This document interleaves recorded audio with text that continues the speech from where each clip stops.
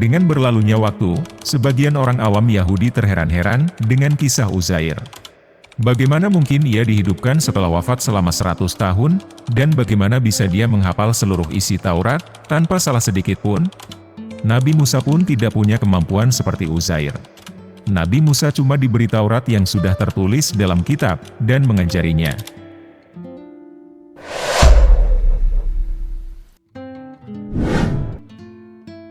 Assalamualaikum warahmatullahi wabarakatuh. Sahabat kalbu yang Allah cintai. Kisah kali ini menceritakan Uzair, seorang tokoh yang disebut sebagai anak Tuhan oleh kaum Yahudi. Uzair, seorang tokoh yang disebutkan dalam Al-Quran, dianggap oleh sebagian orang Yahudi sebagai anak Tuhan. Hal ini mirip dengan keyakinan orang-orang Nasrani yang menyebut Nabi Isa bin Maryam sebagai anak Allah. Namun, siapakah Uzair sebenarnya? Bagaimana ia bisa mendapat gelar sebagai anak Tuhan? Allah Subhanahu wa Ta'ala berfirman, dan orang-orang Yahudi berkata, Uzair adalah putra Allah, dan orang-orang Nasrani berkata, Al-Masih adalah putra Allah. Demikian itulah ucapan mereka dengan mulut mereka. Mereka meniru perkataan orang-orang kafir yang terdahulu. Allah memerangi mereka. Bagaimana mereka sampai berpaling? Mereka menjadikan orang-orang alim mereka, dan rahib-rahib mereka, sebagai Tuhan selain Allah, dan juga mereka mempertuhankan Al-Masih putra Maryam. Padahal mereka hanya disuruh beribadah kepada Tuhan yang Esa. Tidak ada Tuhan yang berhak disembah selain Dia. Maha suci Allah dari apa yang mereka persekutukan. Quran Surah At-Taubah ayat 30-31. Orang-orang Yahudi mengklaim bahwa Uzair adalah anak Allah. Padahal Uzair hanyalah seorang manusia yang Allah hidupkan kembali setelah mati selama 100 tahun. Orang-orang Yahudi menyebut Uzair dengan nama Isra. Orang-orang Nasrani juga mengklaim bahwa Al-Masih adalah anak Allah. Padahal Al-Masih adalah Nabi Isa bin Maryam alaihissalam atau Yesus bin Maria alaihissalam. Mereka berani mengatakan bahwa Allah punya anak. Ini adalah ucapan yang sangat menghinakan Allah yang maha mulia dan maha sempurna. Mereka hanya menirukan ucapan orang-orang kafir sebelum mereka, yaitu nenek moyang dan leluhur mereka. Allah akan melaknat mereka karena kekufuran mereka. Bagaimana mereka bisa meninggalkan kebenaran? Bukankah ini sangat mengherankan? Orang-orang Yahudi dan Nasrani mengikuti ulama dan rahib mereka dalam hal yang bertentangan dengan syariat Allah. Mereka menganggap ulama Yahudi yang disebut Habar dan rahib Nasrani sebagai Tuhan selain Allah. Mereka membuat hukum sendiri yang menyimpang dari ajaran Allah. Mereka menghalalkan yang haram dan mengharamkan yang halal, padahal itu salah besar. Uzair adalah seorang tokoh yang disebutkan dalam Al-Quran Surah Al-Baqarah ayat 259. Nama ayahnya tidak diketahui pasti, ada yang menyebut Jarwah, Surik, Saraya, atau Saruh. Allah berfirman, atau seperti orang yang melewati suatu negeri, yang bangunan-bangunannya telah roboh, hingga menutupi atap-atapnya, dia berkata, bagaimana Allah menghidupkan kembali negeri ini setelah hancur? Lalu Allah mematikannya selama 100 tahun, kemudian membangkitkannya, menghidupkannya kembali. Dan Allah bertanya, berapa lama engkau tinggal di sini? Dia menjawab, aku tinggal di sini sehari atau setengah hari. Allah berfirman, tidak. Engkau telah tinggal 100 tahun. Lihatlah makanan dan minumanmu yang belum berubah, tetapi lihatlah keledaimu yang telah menjadi tulang belulang. Dan agar kami jadikan engkau tanda kekuasaan kami bagi manusia. Lihatlah tulang belulang keledai itu, bagaimana kami menyusunnya kembali, kemudian kami membalutnya dengan daging. Maka ketika telah nyata baginya, dia pun berkata, saya mengetahui bahwa Allah Maha Kuasa atas segala sesuatu.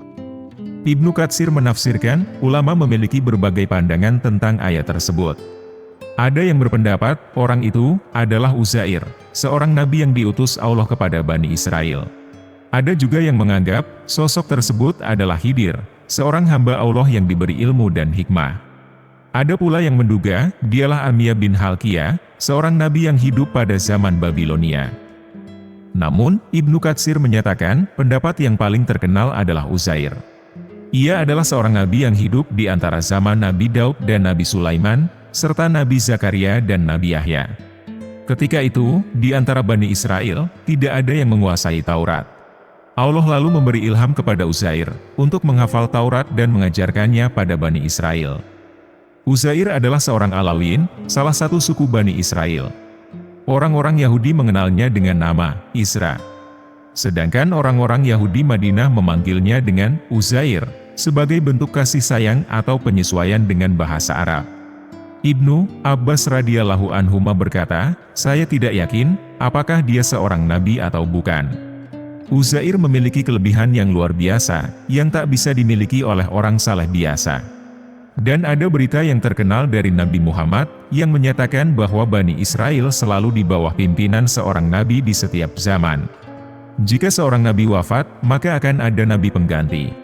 Sesungguhnya Bani Israel dulu dipimpin oleh para nabi. Jika satu nabi meninggal, maka digantikan dengan nabi yang lain. Hadis riwayat Abu Ya'la. Uzair adalah satu-satunya yang menghafal Taurat, ketika tidak ada orang lain yang bisa melakukannya. Ia mengajar Taurat kepada Bani Israel, dan menuntun mereka dengan Taurat. Uzair hidup sekitar tahun 451 sebelum Masehi. Ketika itu, Kursi, Raja Persia di Babil mengakhiri penawanan Bani Israel. Salah satu yang dibebaskan adalah Uzair. Beliau mendapat izin untuk pulang ke Yerusalem, dan membangun Haikal, rumah ibadah orang Yahudi. Ada beberapa versi kisah tentang bagaimana Uzair menghafal Taurat. Salah satunya adalah, ayahnya Saruh menyembunyikan Taurat di suatu tempat rahasia, saat Buhtu Nasyar menyerang. Hanya Uzair yang tahu tempat itu. Mereka berdua kemudian mengambil Taurat. Namun, Taurat sudah rusak dan tak terbaca. Mereka lalu duduk di bawah pohon dan menyalin Taurat. Tiba-tiba, dua sinar turun dari langit dan masuk ke mulut Uzair. Lalu, ia pun menghafal Taurat dan memperbaharui tulisannya. Versi lainnya diriwayatkan oleh Ibnu Abbas. Ia mengatakan, Uzair memohon kepada Allah dengan sungguh-sungguh, agar Allah mengembalikan hafalan yang hilang dari hati mereka. Saat ia sholat dengan khusyuk kepada Allah, cahaya turun dari langit dan masuk ke mulutnya. Lalu, Taurat kembali kepadanya. Ia pun memberitahu kaumnya dan berkata, "Wahai kaumku, sesungguhnya Allah telah mengaruniakan Taurat kepadaku, dan mengembalikannya kepadaku." Mereka pun begitu hingga waktu yang Allah kehendaki. Setelah ia meninggal, tabut diturunkan. Mereka melihat tabut, dan ternyata Taurat yang diajarkan oleh Uzair, sama dengan yang ada di dalam tabut. Versi ketiga, menceritakan Uzair bertemu dengan seorang yang sudah tua. Orang tua itu berkata, "Bukalah mulutmu."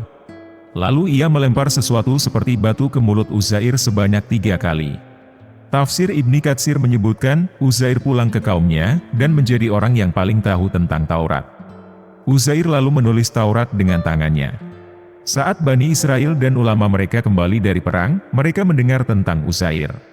Mereka mengambil buku yang tersimpan di gunung. Mereka memeriksanya. Ternyata sama dengan yang ditulis Uzair. Ada juga versi lain, tapi intinya adalah, Uzair dulu hafal Taurat. Setelah mati dan hidup lagi, ia lupa semuanya. Ia berdoa kepada Allah agar hafalannya kembali. Allah mengabulkan doanya dan mengembalikan hafalannya. Lalu Taurat ditulis dengan hafalan Uzair. Sahabat kalbu yang beriman. Dengan berlalunya waktu, sebagian orang awam Yahudi terheran-heran dengan kisah Uzair. Bagaimana mungkin ia dihidupkan setelah wafat selama 100 tahun, dan bagaimana bisa dia menghafal seluruh isi Taurat, tanpa salah sedikit pun? Nabi Musa pun tidak punya kemampuan seperti Uzair. Nabi Musa cuma diberi Taurat yang sudah tertulis dalam kitab, dan mengajarinya. Mereka berpikir ini mustahil, jika Uzair cuma seorang nabi biasa. Makanya, mereka bilang bahwa Uzair adalah anak Allah. Padahal, tidak semua orang Yahudi menganggap Uzair sebagai anak Allah.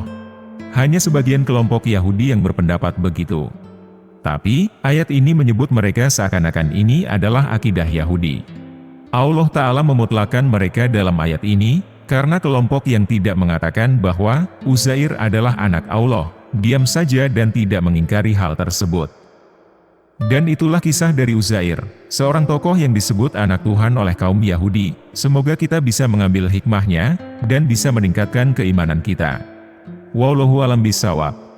Terima kasih sudah menonton video ini sampai akhir. Jangan lupa like, komen, dan subscribe channel Ruang Kalbu. Wassalamualaikum warahmatullahi wabarakatuh.